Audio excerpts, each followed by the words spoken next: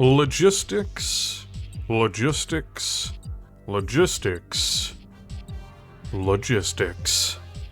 Military hardware manufacturers and theorists the world over have always had to compensate in their projects and plans with the realities of keeping their armies equipped, fed, and sheltered throughout campaigns. In the world of Battletech, this is no different. Acquiring new tanks, battle mechs, and aerospace fighters from a manufacturer is always a daunting task, as well as attempting to incorporate them into an already established fighting force.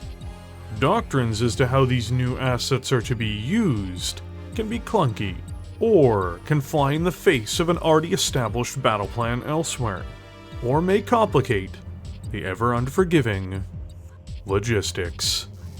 In this piece, we are going to take a journey into exploring one half of a dynamic military duo that were always meant to work together, though its operators may not always be able to embrace this reality, because the movements of war are neither kind nor fair. So, I won't hold you back any further. Let us examine a machine built by the tragic Free World's defense industries, the Anvil.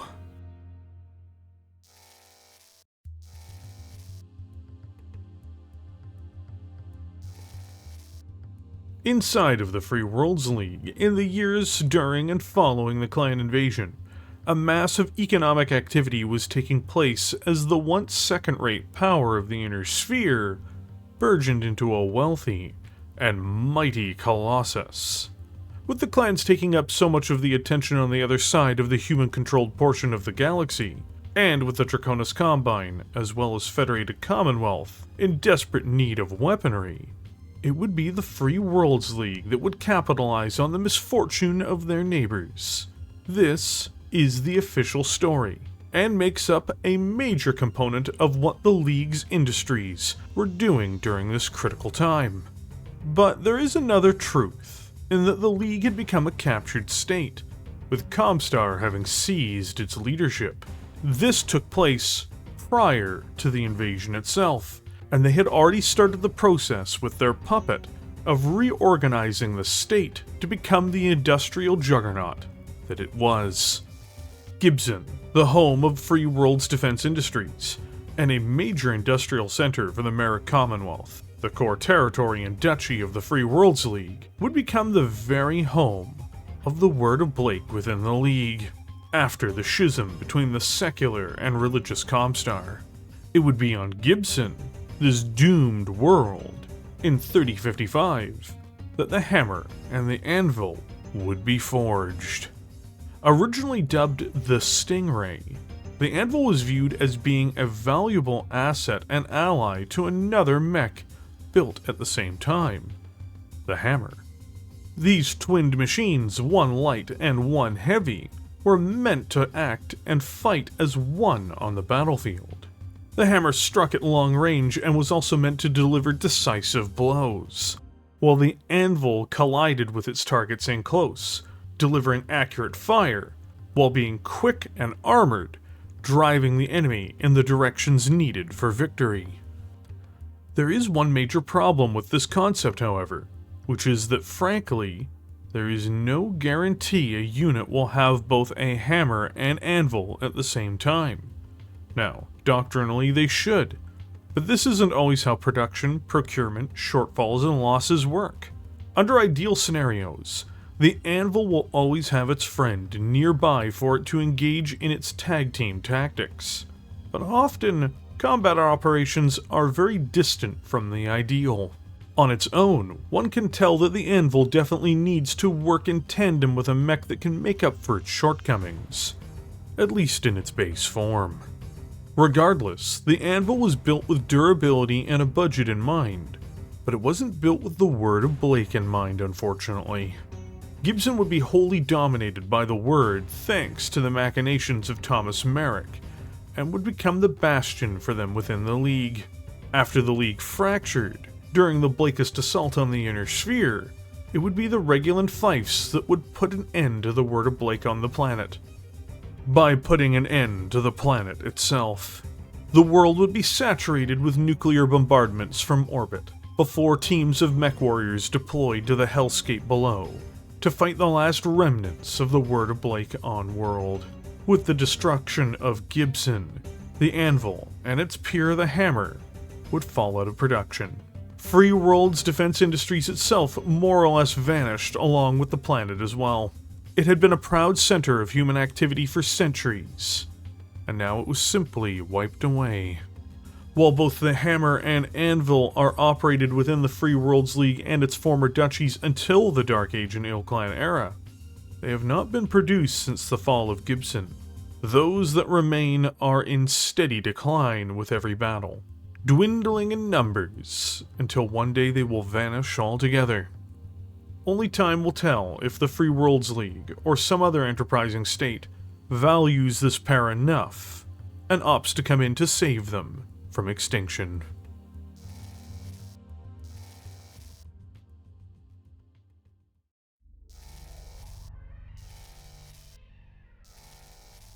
First manufactured on Gibson in 3055, the 60-ton ANV-3M Anvil is a very focused machine in its base form, aiming to be one half of a team-up of battle mechs. With durable, simple manufacturing in mind, the Anvil appears to have much in common with the Ost series of mechs in some senses, but it also seems to draw somewhat on things like the Quick Draw. All the same, this new war machine for the time used some advanced components on board, while attempting to retain the ideals of a simple, rugged chassis. Beginning our examination, the Anvil benefited from an endo-steel internal structure, helping it save weight in exchange for critical space. After this, it has a standard gyro and cockpit. To keep the mech cool, it has 12 double heat sinks, letting it reduce its heat by 24 every turn.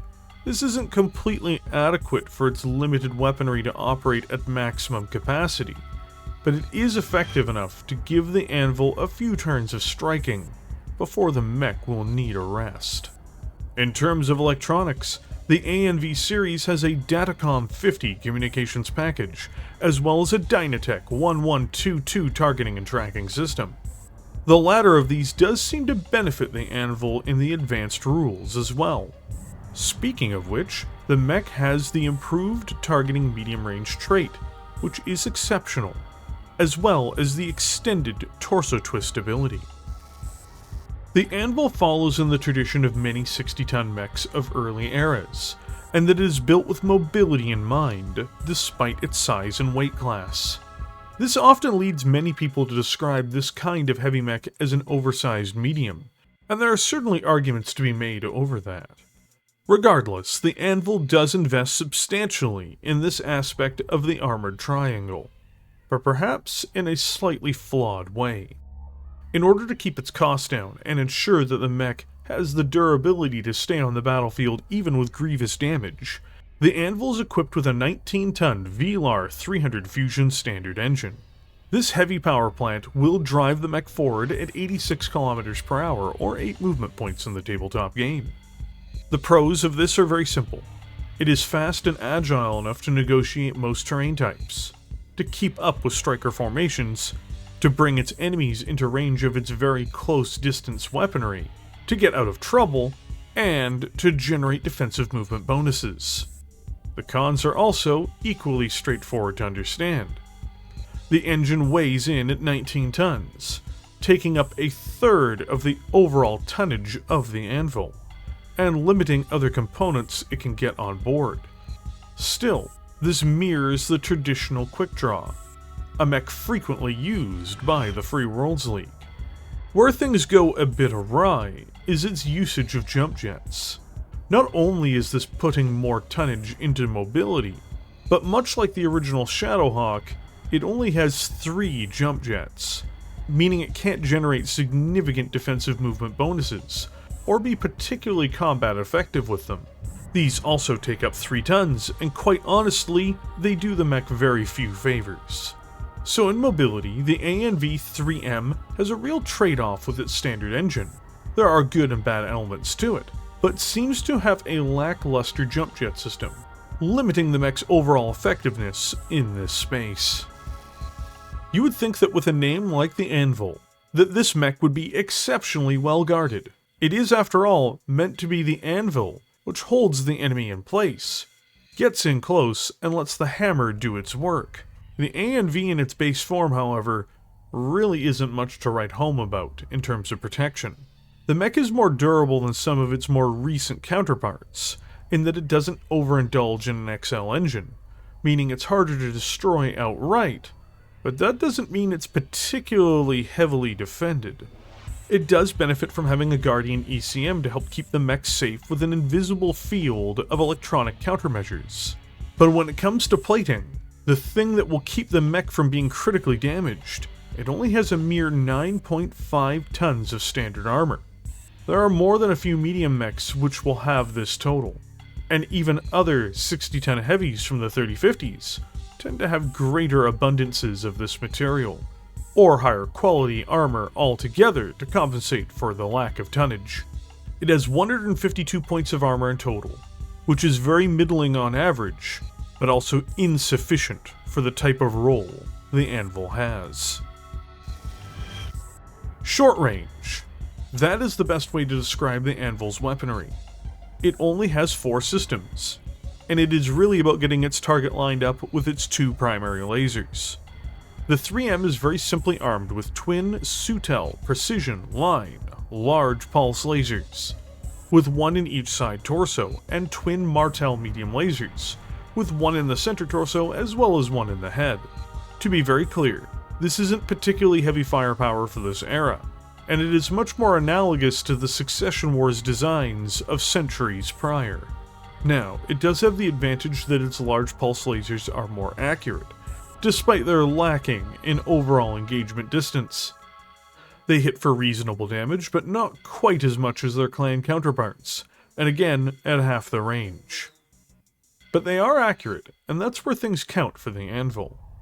The ANV isn't firing much, but when it does, it has a good chance of making good on its enemies. The 2 medium lasers are backups, and if both are fired, it will overheat the mech, whether it is running or standing still, though not by enough to cause problems immediately. This means they need the weapons to cycle every other turn roughly to prevent thermal buildup. Overall, much like its armor, the Anvil's weaponry is honestly middling, despite its virtues. Being one half of the dynamic Hammer-Anvil duo, you can see the strengths of this half of the design play out. It is easy to build. It moves with grace for its weight. It has accurate weaponry, even after taking catastrophic levels of damage, due to its lack of XL technologies and ammunition. But it is offset by the fact that it is functionally undergunned, has a short range, does not possess great quantities of armor, has poor jumping capabilities it will often never need, and has a very limited engagement range for its systems. In theory, this is meant to be offset by its partner, the Hammer, but the Hammer is a poorly armed light mech, and while it is useful to have these 2 assets on the field working together, it not only doesn't always happen, but it doesn't always work out. The Anvil has an assortment of virtues, whether it is on the tabletop or in-universe, but it most certainly is a flawed machine in many respects. Though it is important to point out that it does have configurations that attempt to address some of its shortcomings. As if realizing that having a mech designed to hold people in place with poor armor is a bad plan, the ANV-3R is identical to the ANV-3M, except for one change. It removes its jump jets and installs 3 more tons of armor, giving it an impressive 200 points of protection. This is very sincerely the best configuration for the Anvil, as it can do its original job adequately and for almost no cost increase. Having 48 points of armor more than its 3M counterpart, it can take a severe beating, especially with its lack of vital components on board. Once more changing very little in many ways, the ANV-5M is an unfortunate upgrade, at least in my view. While it does have much greater range, and has a huge benefit from being able to jump 5, it does this by replacing its twin large pulse lasers, in favor of twin inner sphere ER large lasers. It's a 60-ton ER large laser boat. It can operate well as a harasser, firing its lasers at range. But the effectiveness of this fire is, in my view, questionable. In fact, it is very questionable for a 60-ton battle mech built during the clan invasion. Once more, if paired with the hammer, it brings the question, is it worth it to spend 90 tons and 2 fusion engines on 10 LRMs and 2 ER large lasers? Under the right conditions, certainly. The survivability of the Anvil would be elevated in this configuration as well due to its enhanced jumping ability. But is this hot-running machine good? I'll leave that up to you, but I'm not so sure. Meant to be paired with the ANV-6M instead of the hammer. Notably, the 6M is the 3M only with a tag replacing one of its medium lasers, just to be quickly clear. The ANV-8M is meant to be paired with the ANV-6M instead of the hammer. Notably, the 6M is a 3M only with a tag replacing one of its medium lasers. The 8M diverges the most from all others, if only because it drops its engine down to a standard 240, reducing its speed to 64 km per hour. Mask is inserted to help compensate for this. The heat sinks are lowered to their base total, meaning that it only has 20 cooling per turn. Beyond this, it has an ER large laser and 2 ER medium lasers. Alright then, what else does it do? Well, in the right arm and right torso, it has an Aero 4 artillery system with 15 rounds of fire, and those 15 rounds are protected by a case. That's why it gets paired with the 6M. The 6 tags them, and the 8 bags them. It's a heavy artillery mech. It is solid for what it is, and its pairing with the 6M, frankly, makes more sense than the hammer-anvil combination for the most part, at least in my view.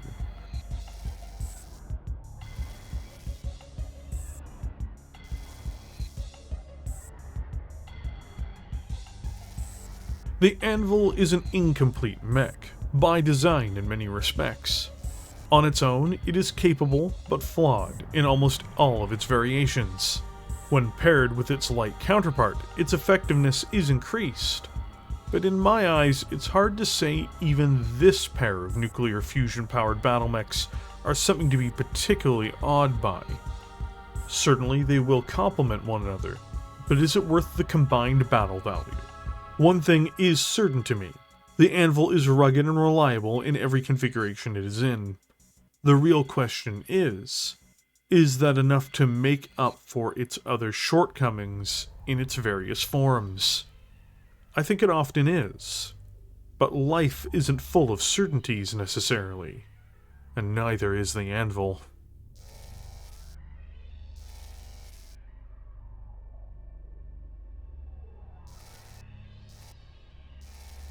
Henceforth, and for the duration of the crisis, Parliament shall gather and disband, as the Captain General deems fit.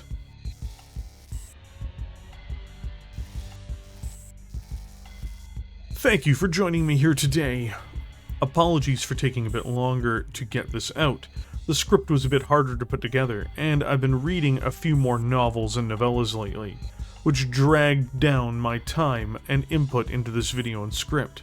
After this, we're moving on to the Lyran Salamander. If you enjoyed this video, as you know, liking it helps. Don't forget, if you're new here, to subscribe.